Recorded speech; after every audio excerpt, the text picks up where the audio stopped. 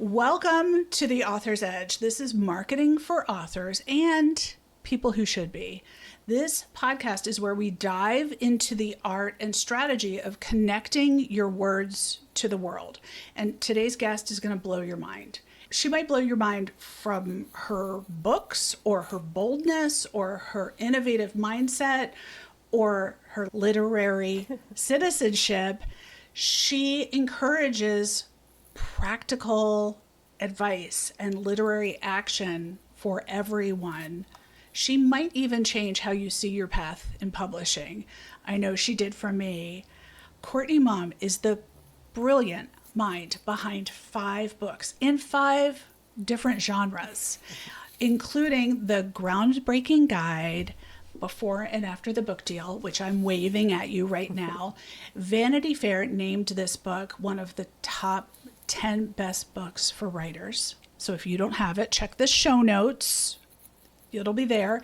And she's the author of The Year of the Horses, a memoir, which is behind me. And the Today Show picked it for one of mental health awareness. So that was one of the Today Show picks. And the Today Show picked it for one of joy of art making in a culture obsessed with turning artists into big brands. And we're going to talk about this.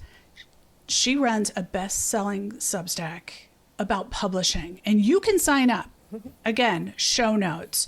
That's where you'll find all of her deets and her classes. Courtney's wisdom is exactly what we need today. So welcome, Courtney Maum.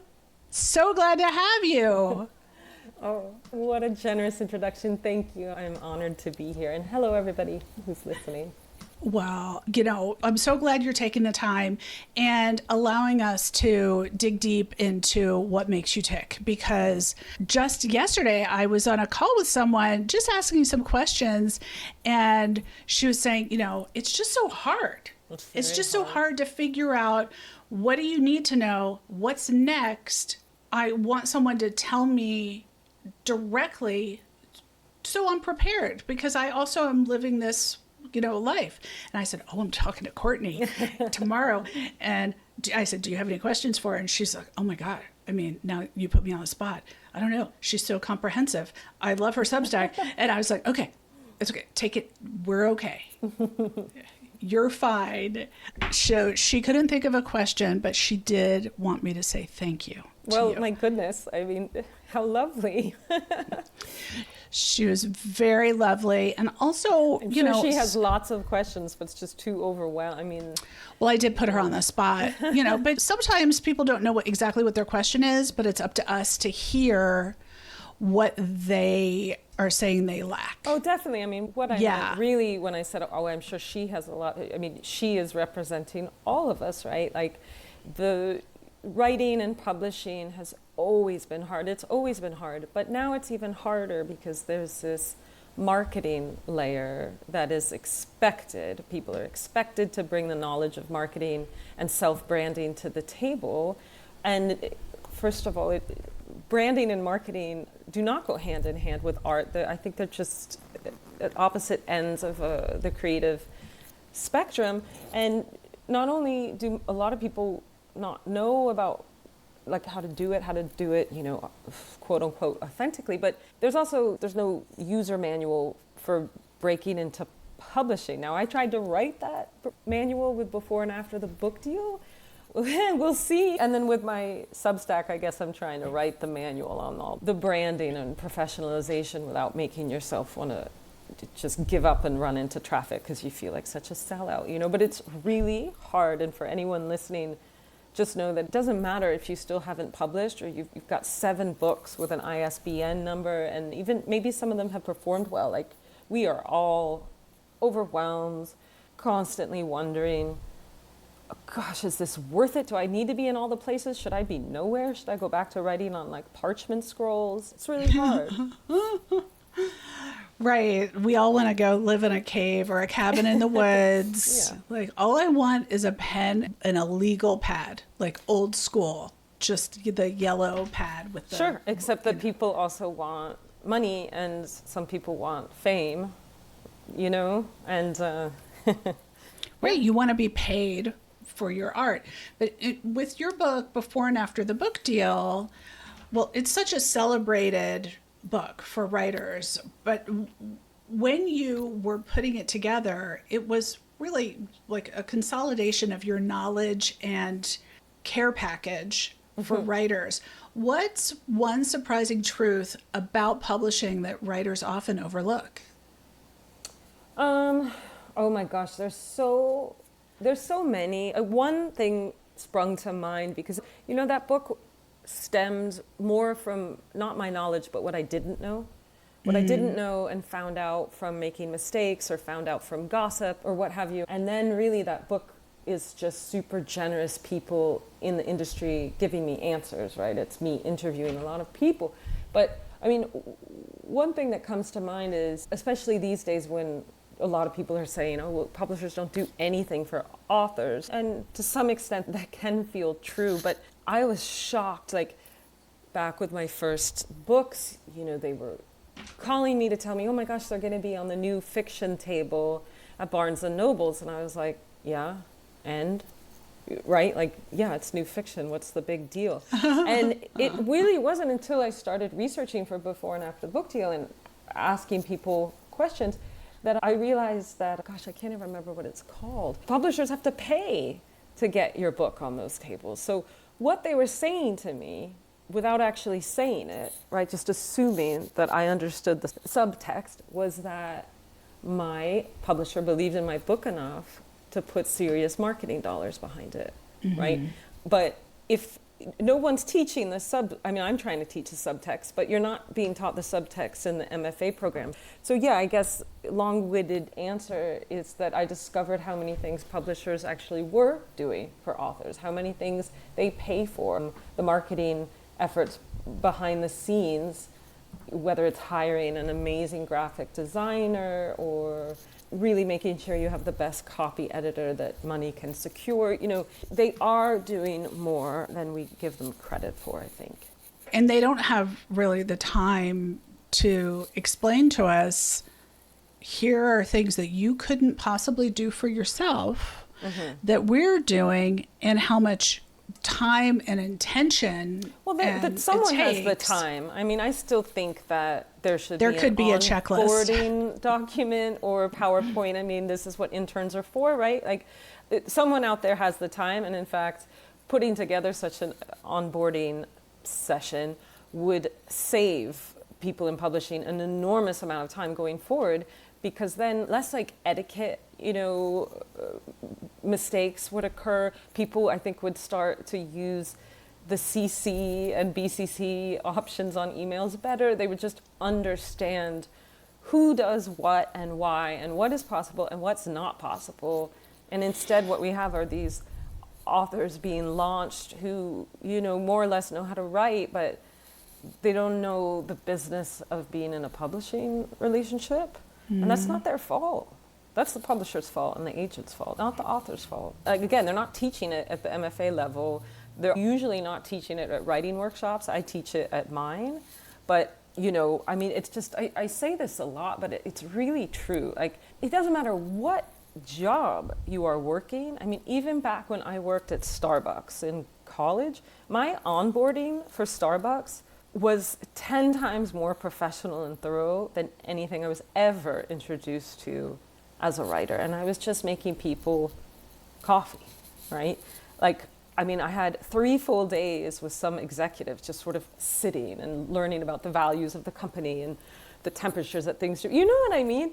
And yes, and I folded jeans at the Gap outlet. And I'm sure that they showed you exactly how they wanted. There were videos, right? for sure. There are videos. But in our culture, publishing, writing, it's like, okay, put all the time and effort into reading, into learning how to write, into making your writing better, into finding beta readers. Then you try to find an agent, great, and then you get the agent, and most agents are not walking you through this either. They're just trying to help, you know, make the book as sellable as it possible, and then they sell it. And then all the publishers want to talk about, you know, is your platform. But everyone's skipping the step that's like, hey, do you know how many emails per week are appropriate to send? Like, do you know which person on your publishing team does what? Do you know when to use your agent? Do you know to thank booksellers who run an event for you? Do you know that your publisher is probably having to pay that bookseller to have an event for you? Do you know that they had to pay to get your book at the memoir table at Barnes and Noble? Like, just be aware of, a lot of it comes down to money, and money's such a taboo topic in art. Mm-hmm. But I mean, we're not out here doing all this for people want to get paid, so we have to talk about the money bit. It's essential, really. Otherwise, we'll always feel in the dark and just so scared of taking a wrong step. Right, and we'll be, shocked and put on our heels when your first meeting with your publisher is the marketing meeting, and what they mean is, how are you going to market? But you walk in there thinking, oh, well, they're having the marketing meeting, I'm going to learn how they're going to market. Nope. Totally. They're going to say, what are your plans to market? And they expect you to know what those activities might be. Oh, yeah. I remember I was very lucky. My first book came out in 2014, and that was not that long ago, right? It was only a decade, but that was right before tides turned, and especially at the big 5 level, publishers were still doing quite a lot for their debut authors. They were basically showing them how to build or helping them build platform. Whereas 2017, that was my second book, and I followed my editor, but it was a different publisher, also Big 5. And I won't forget, I think we had our first marketing meeting, and they're like, okay, so what social media campaign ideas do you have, Courtney? I was like, me? Oh, I thought you were going to show me a PowerPoint of yours. I don't have any. I don't want to do a social media campaign. What are you talking about? And I thought, oh dear, I think we've entered a new era. And yeah, we're still in it, but I'm not running any social media campaigns. That's right. And social media is one communication channel. Sure. You also need a website that's functioning and an email service provider. And no, you cannot use your Hotmail and just BCC people. And no, you should not only email them once a month because you don't want to bother them. That's why I now offer in my bestseller school, this is exactly what you need. Here are templates. Yeah. And you can steal the language. Here are examples of your pre-order campaign, which PS is just an order campaign. We understand that we're going to buy it today and you're going to ship it to us when you're ready. Well, when it publishes. That's how, right, when it publishes. But that's the same as, sometimes our dog food shows up 2 weeks after we order it. We get it. That's how online retailers work. But people don't know. And then they either collapse from overwhelm, or they spend dollars that don't need to be spent on things like, I found someone to manage my social. I'm like, that's great, but do you have any content to give them? Right. No. Well, I thought also, they would do that. A place, no. In the 5-10 years to come, is Instagram or Blue Sky or whatever where you want to be spending the bulk of your time? Is that even something you enjoy? Because if it isn't, actually, people can survive without you being on Twitter or whatever the hell, Instagram, Blue Sky. Once it became clear that the artist formerly known as Twitter was going to be just a dumpster fire, I got all these invitations join us in the freaking Blue Sky, this place, Threads, da, da, da. And I was like, no, I'm saturated. I'm not going anywhere. This is it. I'm done. I was in my places. If the places are burning down, I'm not rebuilding. Right. I have one client who built quite extensive network in Google Plus, 30,000 people, and that burned to the ground. Oh my gosh. And, she's like, well, that was just time wasted. Like, yeah, you can't own that. And well, social media is tricky. A lot of people have been very energetically trying to build their platforms on TikTok. Now, I deleted it from my phone because I think Instagram Reels has caught up and gotten better. But gosh, I loved TikTok as a, consumer of the content, but I am not cut out to be making content for TikTok because I don't have time to edit. have time to make sure I look good on camera or that I look awful. You know, there's not room in my life. And now I'm like, well, thank goodness I didn't put too much time and effort into TikTok, because it might go down also. I mean, Substack might go down also. I try to be mindful about, okay, if this ship goes down, because right now Substack's like a big part of my income, frankly, and career, and how I reach my people, you know, it is. But every single time I post, I think this probably can't last forever. So am I creating ways where if the ship goes down, I'm floating on a nice little wooden board. and where people who are enjoying your Substack can still find you. Because TikTok followers are very difficult to convert to email subscribers. Very difficult. Well, because these are two different things. Like, you're getting written emails versus 2-3 second videos. Of course, you know, it's like you want to have some sushi, and then someone comes in selling a raw hamburger. You know, it's not exactly the same vibe. Exactly. Or maybe not raw. I guess it would be cooked if I'm gonna. But I understand what you meant. I was with you. I was with you. Sorry. Yeah. Well, the thing is, when people are looking at TikTok videos, they're not reading the captions.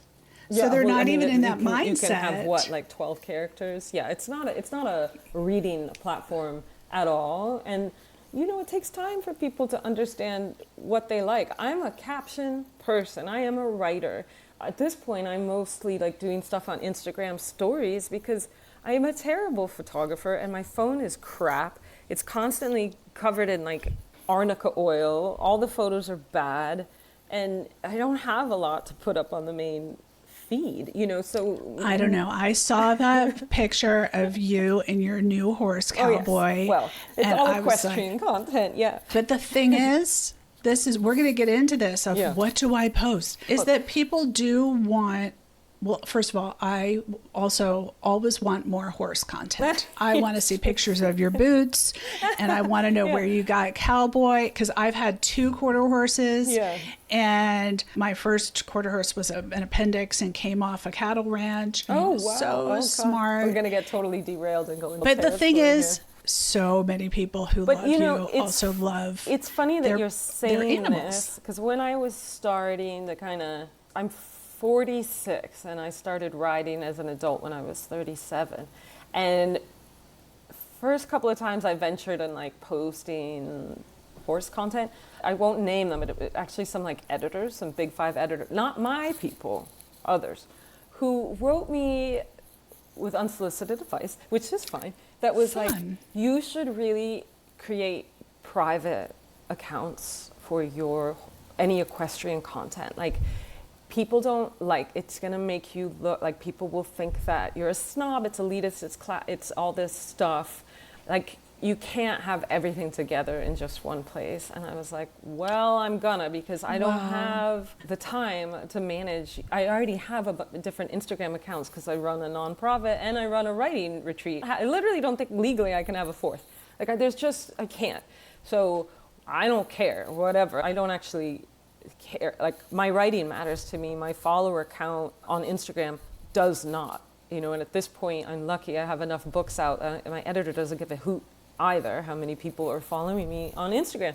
So, and I'm also finding it to not be true. You know, as long as you frame it, like, it is because to me, it's the same journey. Like, trying to get an unwieldy novel or memoir in a shape that someone else who doesn't know anything about you getting it ready for a reader, and then working with an unwieldy horse that you can't communicate with. Like, I don't find these things that dissimilar. And also, I am trying to do this horse stuff on a budget. Everything that I talk about being practical in my writing life is same in the equestrian world, you know. I'm not seeing you in like knee-high get ready leather. with me with my Hermes. Right. No, I'm like, I got poop in You're my not on eye. the show circuit or anything. Oh, God, no.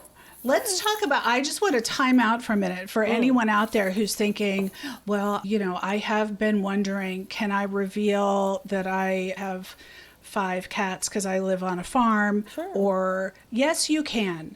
You are a whole person, And we want to see all of you. When someone only posts about the thing that they want to do professionally, it is boring. It's boring, but it works. The thing is that the more niche you are and the more specific you are about one topic, regardless of where this is online, like the faster your audience grows. Great, but then are you pigeonholing yourself into cat content for the rest of your life and you can never write about anything else? You know, the people who have like excellent, this is specifically a TikTok and Instagram thing, right? Mm-hmm. People who like everything's about complaining about their kid or their husband, or they love raccoons and it's all raccoons, and then they try to do something else and people go bananas, right? So my approach to social media is, I put myself first, my enjoyment first, even my privacy. I don't want to be beholden. I don't want people getting used to me posting on Instagram 3 times a day. I'm very regimented about my Substack, but Instagram, it's like when the mood moves me. So I'm like trying to condition people. If you want to be on this journey with me, I'm not going to post very often. My photos are not great, but we're going to have fun together, and we're constantly going to be learning and trying new things. You know, I have a mission, but I do think a lot of people out there, especially people kind of in my age range, I'm 46, so like 46 and up, if they're trying to get their first book published, they're looking around, they're asking younger people, like, what should I do? And they're like, oh, only do taco making videos. Like, just talk about, you know what I mean? Like, people specialize, it works, and you get tons of followers. Then you're making tacos for the rest of your life. And when your memoir comes out and it has nothing to do with tacos, nobody's buying it, right? I would say everything you're saying, yes, I agree with. And if you like tacos today and you like cats tomorrow, you're a real person and Taco you cat. Get to change. Right, yeah. Taco kitty. And you get to grow, and you can also post just pictures of books that you like, or, you know, a word of the day. It doesn't matter. You can be yourself. Yeah. And people change. People you don't have to establish yourself as a brand. I'm doing the air bunnies because you're not a brand. You're not a brand. That being said, people who establish themselves as a brand from the get-go and pick a lane and stay in it will experience faster growth. Whether it's sustainable remains to be seen, but they probably will not experience life satisfaction. So an example... Right, they probably won't enjoy the example from my writing life is like, my first 2 books were quite similar in tone, like they were often treated, you know, literary rom-coms or like beach reads for intellectuals, whatever. And I'm very proud of those books. I think that they were well written, but it's the tone of like my commercial fiction writing is quite exhausting for me. And I am someone who, well, because you need a plot, like it's hard. And I have I've got at this point, my God, 27 years of copywriting experiences. So I'm like professionally trained to write in a bunch of different voices. And that's really enjoyable to me. That's one of the reasons I'm, been a copywriter for so long. And so when I was talking to my agent about what I wanted my 3rd book to be, she was like, what is this? It's like a wild departure. This sounds like an art book. It's historical fiction. You haven't done that. This is not what people are expecting from You're talking about Costa Ligre? Yeah, Costa Ligre. And I was like, well, I don't care what people expect from me. This is what I want to do. And she's like, you're going to take a huge hit financially, and like this could be dangerous for your career. And she wasn't wrong. But I know that any art form, but especially writing, is a long game, right?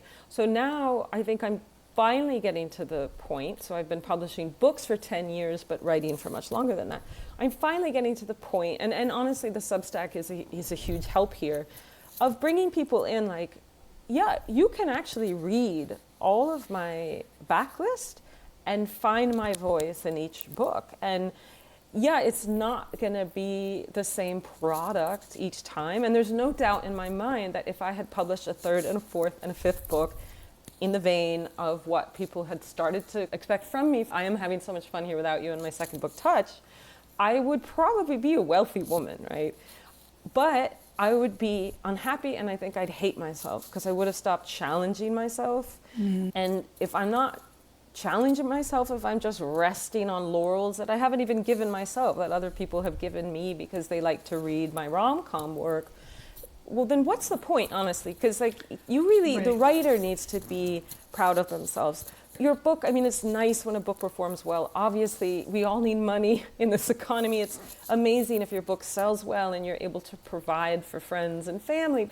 But if you feel like a sellout, you know, then you're doing all of that with a pit in your stomach. And then honestly, what's the point? I guess the point's financial. But there are ways to, you know, your book may not make you wealthy, but it opens doors for something else. And that's also an opportunity. You don't have to write 5 books. You can write 1 book, and maybe it opens a door to an opportunity, a collaboration. You learn something. You have a career pivot because you understand something else about yourself. Yeah. So there are a lot of reasons to publish and to do it the way that you feel good about and that fits with your life.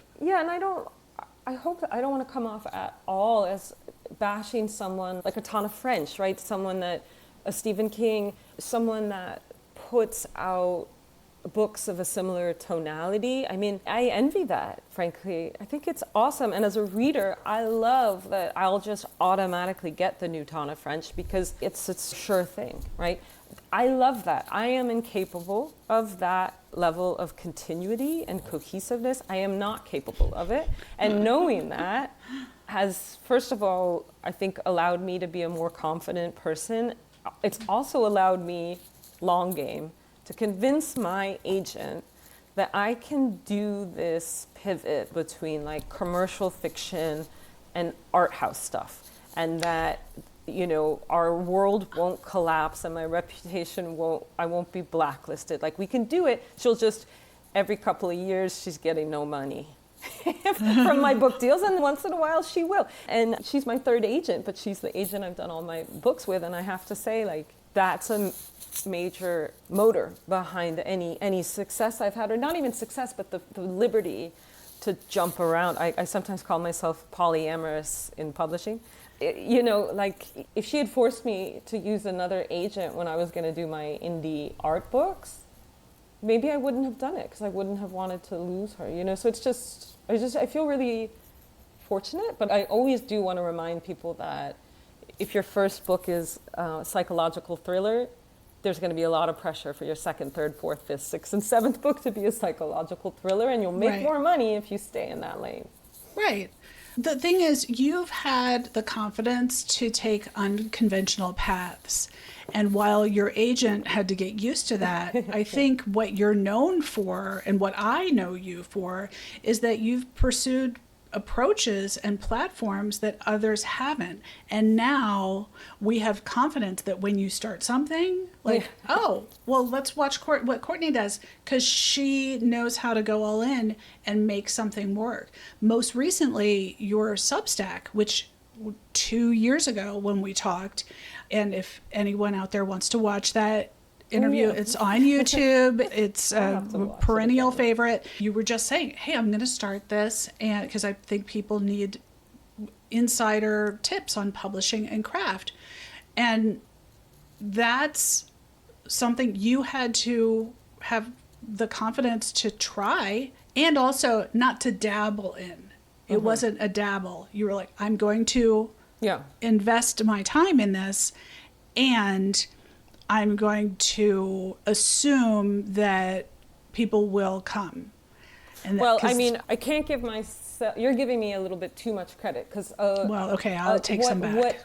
Leave me like 30% of discredit, because also what was going on behind the scenes is that I had a MailChimp at the time that had gained enough followers that it was costing like $75 a month. I had to pay to host it, and my agent, who subscribes, and that newsletter was, I actually had like 2 newsletters within the newsletter, and you could subscribe to one or both. Right, one was I called remember Monologue, and then one was called like Get Published, Stay Published. And so some of it was just musings about my life, and this was back when I thought everything had to be kind of fractured. And my agent called me and was like, honestly, what the hell are you doing on MailChimp? Like, paying for this content, you're giving away all this advice for free. She said, I want you on Substack by the end of the week. And thankfully, by that point, I was old enough and tired enough that I just hired someone to help me migrate. Miller, what is their name? They're non-binary, at Bellflower Media. Cannot recommend their services more. And, we will put them in the show notes. Yeah, and it was actually thanks to Miller. Miller was like, why don't you have a book called Before and After the Book Deal? Like, why don't you name the Substack that? Because I was working so hard to reinvent the wheel. And they were like, brand continuity. I was like, oh yeah, shoot. Yeah. So that's the full backstory. My agent sort of forced me to go. She gave me an ultimatum to get my butt on. She used a harsher word than that, but get my butt onto Substack by the end of the week. I hired Miller to help me migrate and not make a mess of it. Miller also helped me come up with the word marks and the logos and all that stuff. Like, honestly, one of the best things you can do as an adult is throw money at a professional to help you look professional. Right. And then I did the research, right? And I did all the content planning and all that stuff. I know how to do that, right? I've worked at magazines, copywriting, all that stuff. I know the content planning, but I'm no graphic designer. Yeah, so that's the full backstory. But yeah, it wasn't launched, all that long ago.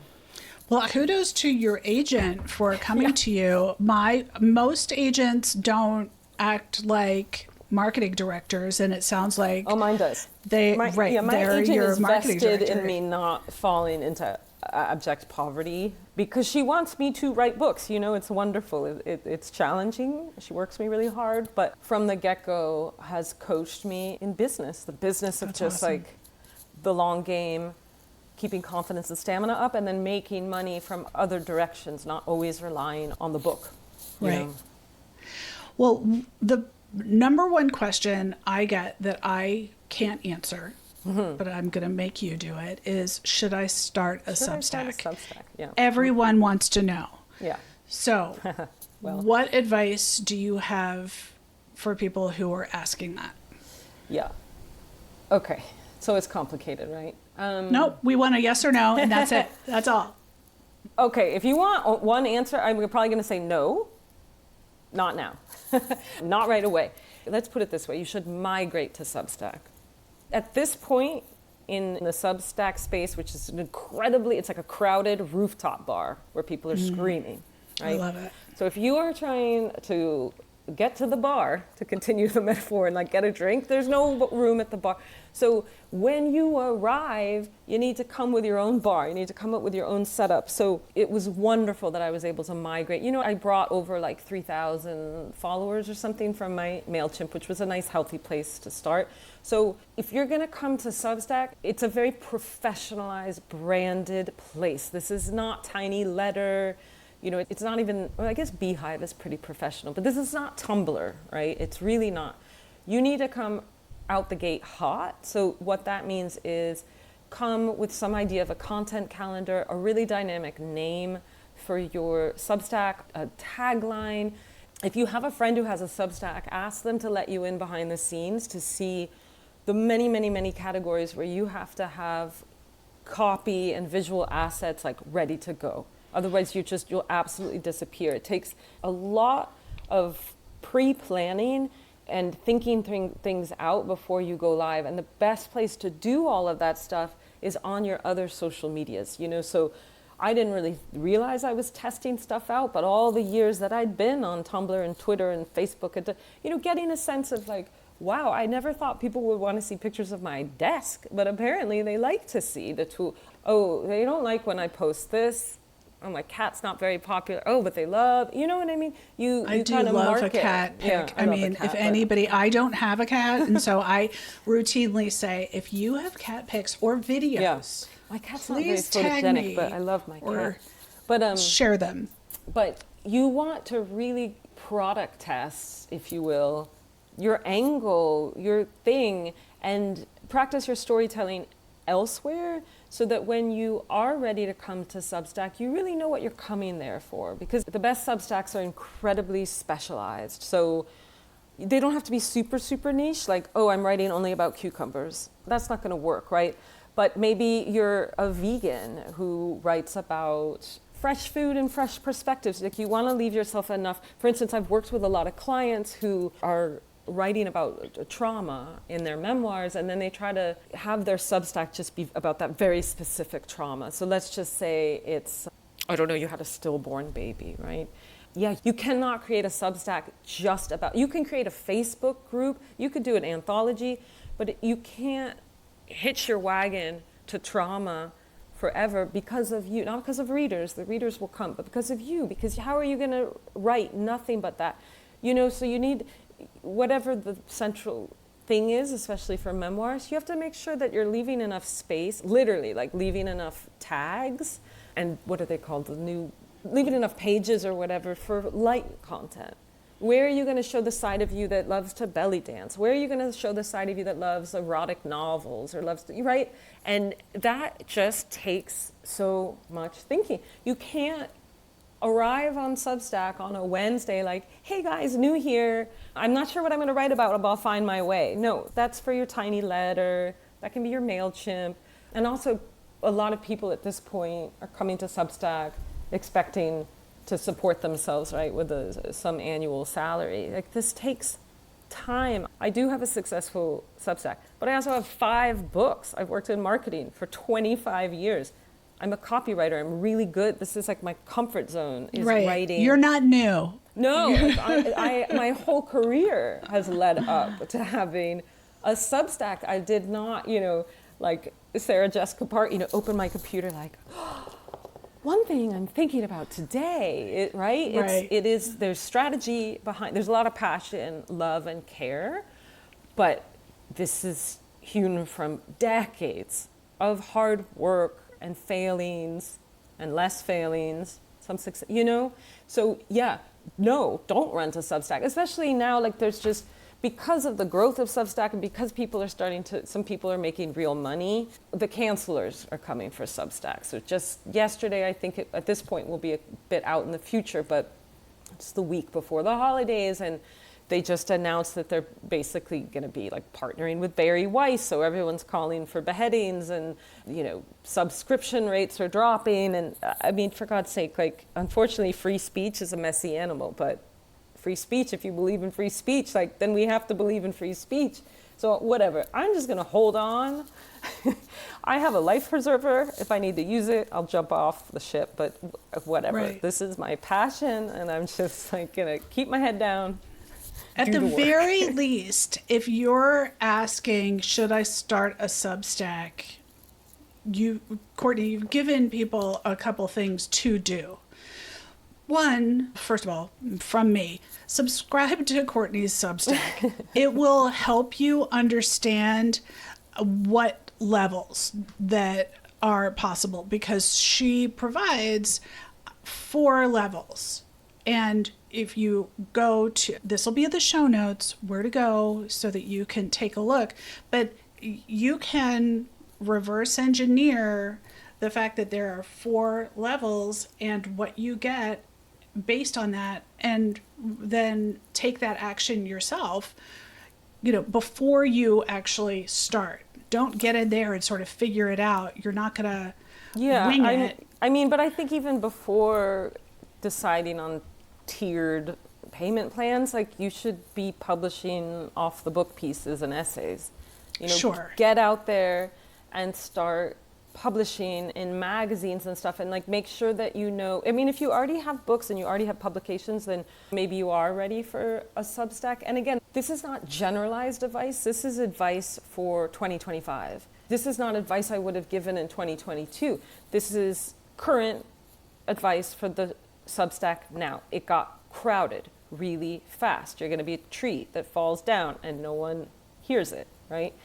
So if you want to come to Substack for fun, absolutely go. But if you have any goals of, you're trying to sell a proposal and you really want your Substack to count, you want to get 10,000 followers by the spring, right? Or you want to make a certain amount of money, you want to monetize your writing, you need to be so strategic right now. Maybe this will change, but you need to be thoughtful and strategic. And there's Jane Friedman has wrote a wonderful piece about don't forget the author newsletter, and I couldn't agree with her more. There is nothing wrong. In fact, that's what my MailChimp was, right? With like good old-fashioned author letter. It comes out once a season or once a month, no more often than that. And you're just kind of sharing what you're up to with people. Here's some recipes I love. I'll be doing these events, like, oh, my book's coming out in paper, just keeping people abreast. Now, they're not going to pay for that, but they will go pay for your books. Chloe Benjamin, I'm sure she's getting a lot of pressure to go to Substack, the bestseller is Chloe Benjamin. But she has this gorgeous author newsletter that people adore, where she mostly writes about like knitting projects and what she's reading, and it's quiet and it's cozy and it's not hammering through your inbox every day. And people gobble it up as they gobble up her books, and it's working so well, why change it? You know, so nothing wrong with the quarterly newsletter. That's more about keeping in touch. But yeah, it's just, we are really in a culture right now where it's like, go out overnight, come back in 2 days with a podcast, come back in 2 days with a web series. And none of this can happen overnight. It really, it's like that panicked action, it makes your chest clamp up. I mean, it just doesn't feel good. And you can be strategic, but like you do need to prioritize your own joy and enjoyment. You really do. I'm sure you, just like me, have seen so many people burn out. I watched so many people my age when Book Talk was like, oh, everyone has to go to Book Talk, right? On TikTok. I watched so many people my age with their little ring lights and the makeup that they had decided, trying so hard to make these videos, and they started getting traction. And then they were like, you know what, F it. This damn ring, I can't take it anymore. Like, I can't take, you know, I just want to be a slovenly writer like I was before, and I love that. I'm all for trying. It doesn't work, you stop. Right. Okay. Yeah. Try what feels good. And if what feels good is deleting your TikTok, or I had such a joyful day when I just deleted my Twitter account. I was like, and this was months ago, but I just feel like it's like a dead appendage that I'm dragging around. I'm chopping it off. Like a hangnail. I just don't care. I keep hovering my finger over delete, and I am going to do it, but I think I'll wait till 2025, but I am going to do it. It is time. Oh, okay. I love that you're having a talk with yourself right now. Now, you have your finger on the pulse of the industry of publishing through your workshops and your work as an author and your coaching and your Substack. What are some emerging trends or shifts in the industry that people should be aware of?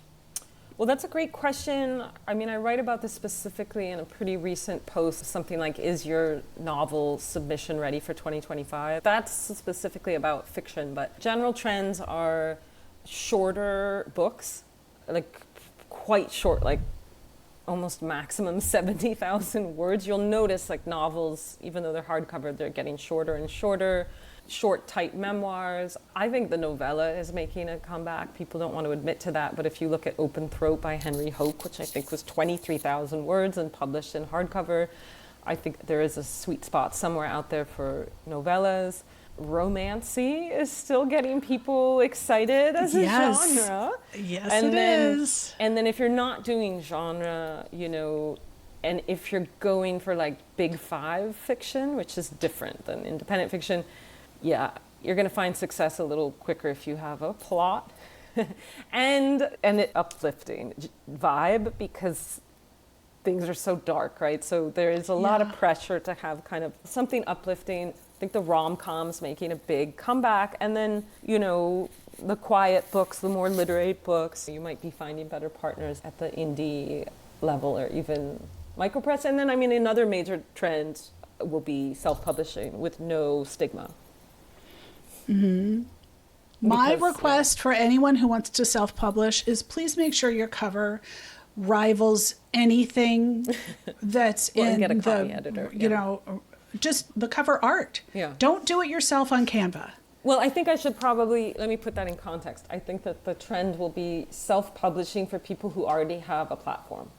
Yes, right? For sure. I mean, Taylor Swift is sort of an outsized comparison, but given that royalty rates haven't changed since the dawn of time, given how much unpaid labor is being asked of authors these days in terms of promotion and event management and social media management and all that stuff, I know myself and many other colleagues are looking around like, why am I only getting like 10% of my labors? It's my book. I wrote it. I'm doing like almost everything except printing the darn thing. So why don't I just print the darn thing and keep all the profits except for what goes to the IRS? Correct. That's certainly been on. Yeah, I will definitely be self-publishing a book in the future. I don't know what, I've done it before. I self-published in my 20s, and I am truly excited to do it again because I do have enough of a platform now that, like, I don't think that my, truly excited followers care whether it's HarperCollins or Bake Street Muffins LLC. They don't care, right? They don't. So my ego died a while back. So at this point, for certain type of book, like, yeah, I'm very excited personally to, it's not going to be soon, but I'm absolutely going to be self-publishing something. Yeah, and then this is my opinion, but that meet in the middle of that weird category, the hybrid, I feel like my view is hybrid is not really the term. It's just publishers have all different business models. And if you call it hybrid or traditional, you could have a traditional press that publishes 5 books a year. Mm-hmm. You could have a hybrid that publishes 500. It's just the business model. Well, it's a business model, but it's also how much the author's paying. Mm-hmm. With a traditional book deal, the author's getting a book advanced. They're paid for their work before the work is actually published. Right. And then if the book sells, you get, if you earn back whatever you were paid as an advance, you get the royalties, which are too low. Whereas with self-publishing, the author is going to pay for everything, the copy editor, the cover, you're paying mm-hmm. for everything, but then you're keeping the proceeds. With hybrid publishing, there's a pay-to-play element. In theory, the editors are supposed to be more discerning about what they'll take on, like they do say no to some projects, but most hybrid publishers I'm aware of, their opening package starts at like $10,000, and that does not include publicity or anything. That's just to get the book like formatted. So that's how Really? Yeah. Well, that seems, I like hybrid because you get quite a different profit percentage. Mm-hmm. Totally. One of my favorite, and I refer to a lot of different, hybrids, but one of the hybrids I really like is gives 50%, splits 50%, 50-50 of the profit, but half the profit goes back into marketing the book, mm-hmm. back into running Amazon ads. Yeah, and they handle which distribution. Is genius. And they handle distribution. So there is, often people don't know until they know how difficult true self-publishing is. You're going out to like bake sales with a bunch of your books. It's rough out there. So certainly hybrid publishing, even if you're feeling like, I can't believe I have to pay to get this out there, them handling the Amazon stuff, the distribution online and in brick and mortars like that, that's something you would have to pay for anyway. And yet, listen, there's a path for everyone. And I think as, my big thing is that as publishing becomes even more restrictive and like elitist, if you're getting too many no's, find a way to say yes to yourself. You cannot make the argument that there's no way to get your work to people. It's nice to have the gatekeepers. I've had really positive partnerships with my publishers, but because of social media, digital media, all the tools we have at our disposal that we sometimes like to complain about, right? But they exist, and whether it's through videos on YouTube or weird posts on tiny letters, whatever, you can find your people in so many different ways. And the sad truth is that a lot of the big 5 books are selling like maximum 2,000 copies these days. So if you sell 400, 500 copies of your self-published book that you're keeping in your garage, like, you're kind of killing it, and you're probably making the same. I mean, you wouldn't get the advance, but amount. I have a kind of a reoccurring client who's become a friend who, when we first had our first consultation back in the day, she was like, I don't know, I like self-published this memoir during the pandemic and I only sold 5,000 copies. I'd really like it. And I was like, I'm sorry, what? Like, you sold 5,000 copies of your self-published memoir during the very beginning of the pandemic? I was like, you're like a New York Times bestseller. I don't think you understand. Like, that's astonishing. Those are awesome numbers.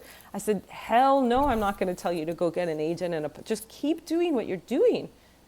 you're doing great. She had no idea. She thought she was doing terrible. It was like awesome conversation, because at the end she just came out feeling like an absolute boss warrior.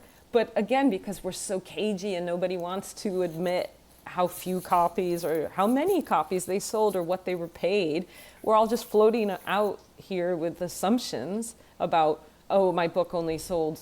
People don't know what People numbers. don't know. And it's not even fair. I have a client whose first book sold 30,000 copies, and she was told by her agent that it didn't do well.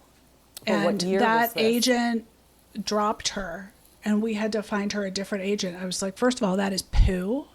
It was, what year was it? It was before the pandemic, but it was because the publisher paid too much. Like that, you can't control. Right. So I mean, that happens all the time with like the big advances, like really hefty advances, you know, upward of $350,000 is what I'm talking. And well, they've made an investment, right? And they want a return on their investment. So if you're getting a $700,000 advance and your book sells 30,000 copies, then their ROI is not great. And so, yeah, they might drop you. Unfortunately, and it's a at the business. Big Five level, Exactly. It's a business. And is it the author's fault? No, it's not the author's fault. But maybe the $1 million book deal and the massive publisher is not your path forward, you know? And maybe you'd be happier at a slightly smaller publisher who treats you like an absolute a queen, you know? And it's team. just like, you just have to learn the hard way that books are completely trend dependent, and also book success is wildly dependent on current affairs. My second book was supposed to be, you know, this massive bestseller. I mean, I don't know, they toured me so many times. I did pre-launch national tour, I was treated so well. And then Trump was elected, and the book came out right after the election, and nobody was reading fiction. The fiction sales at that point in time were down 83%. Like, no one was selling anything. So the ROI wasn't great, but at that point, I mean, I had a really good relationship with my editor, who's a grown-ass adult, and I'm a grown-ass adult. And we were all like, okay, well, this completely underperformed, but yeah, we didn't have on our bingo card Trump winning the election. Right. So whatever, your sales records are gonna way up here for the first book, and then we're taking a nosedive. But if people are clever enough to look at the date next to those sales, we move on, right? So, you know, it's like publishers have bottom lines. They just do. That we are in a capitalist society.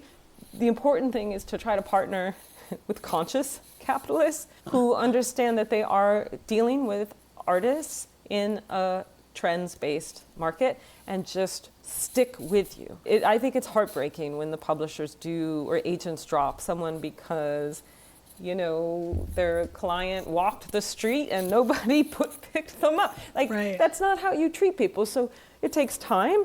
It's okay to part ways with your agents. It's okay to realize you don't like your editor. It's okay to realize, I don't even think I chose the right publishing house. This is just part of the wayfinding, you know? But again, it doesn't happen overnight. And that book that they dropped your client for, maybe there's going to be a renaissance for that book in the future, you know? And as long as things don't go out of print, they're still available. If they go out of print, you get your rights back, you self-publish it, and you try to find your way again. You know, there's just a lot of avenues that are disposal these days that didn't used to exist. Back in the 80s, your book didn't sell. What recourse did you have? Very little, very little. These days, you have tons of ways to resuscitate, you know, a fire. And there's always a way. There's always a way. Whether or not you choose to put the energy into it, like, I'm just not. I'm getting too old to be out there hitting the pavement for all of my backlist. I do not have the time. The kindest thing I can do for my former books is to write new books and bring people. That's how I see it. But some people, you know, get really jazzed. Like, I have quite a few peers who published fiction in 2016, 2017, or even the pandemic, right? And their book just didn't get a fair shot. And they're putting enormous energy into trying to bring people back to that book. Like Lee Stein did this, you know, awesome social media campaign pretending to be kind of a boss girl from one of her books, and she saw a huge boost in sales for a backlist book of hers, which is rad. I don't have that energy right now, but my goodness, if you do, more power to you. I think that's just beautiful. We'll link to Lee Stein's Insta in the show notes because I love her. I watch all of her reels too. Yeah. Courtney, what's a book you love right now?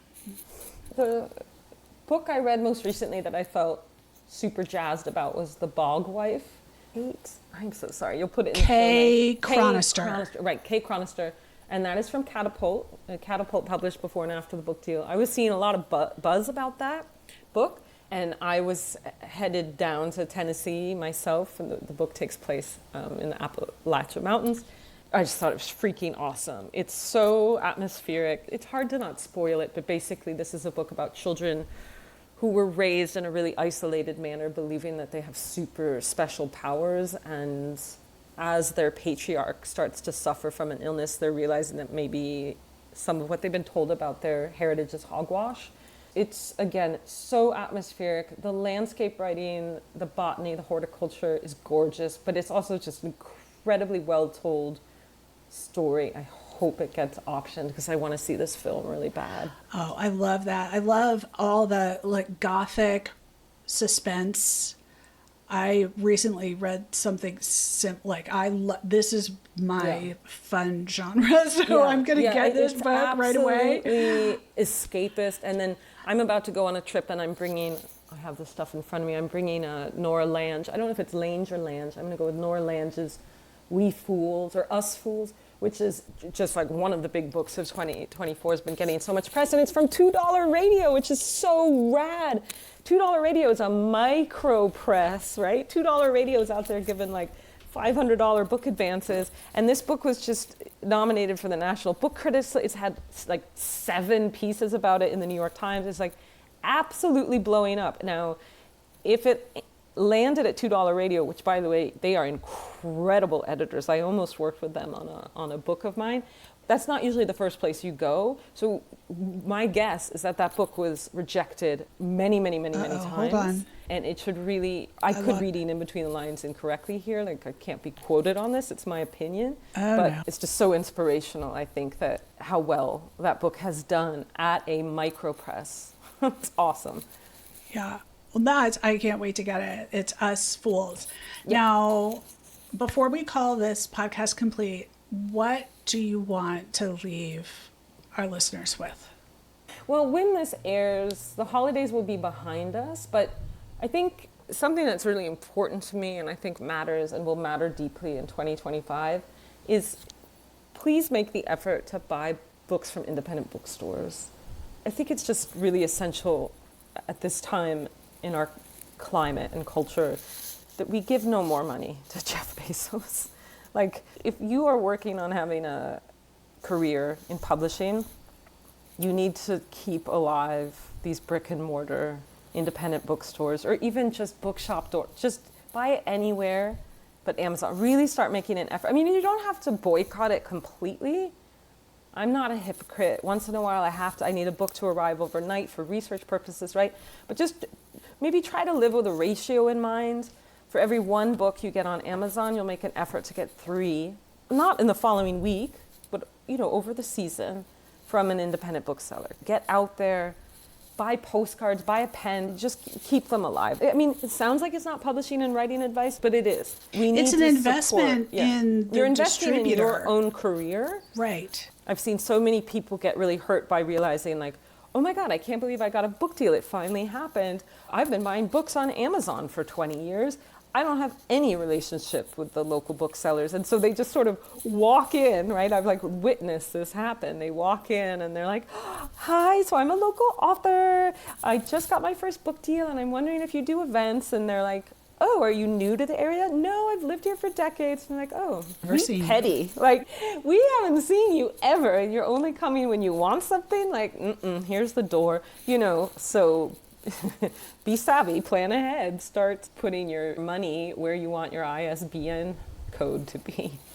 Right. The links that we'll share in the show notes for these books will be bookshop.org links. There you go. And if you don't know about bookshop.org, you can identify a local bookstore as the bookstore that gets the profit of your book. It's quite good. And it's swift. They arrive quite quickly. Yeah, actually. it's the same. You can order on any retailer, so just choose one that you like. And if you're thinking, how can I partner with bookstores more?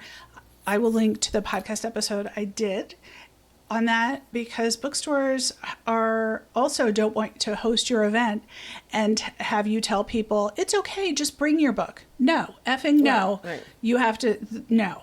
There's a different way. Or people scanning it and then they go buy it on Amazon. I mean, it's insane. Right? No, you wouldn't go to a fine dining restaurant and bring your own steak. So please don't do that. Or bring your own fries. Like, I'm just not going to order from here. I just like the scenery. No. Indeed. That is great advice. Thank you very much, Courtney. We will link to everything, but for sure, your Substack, CourtneyMaum.com/Substack, and also keep up the horse pics in your Insta. I love it. I would love some video. I don't have a horse anymore. That would be great just for me. You can tag me and I would love it. Thank you very much.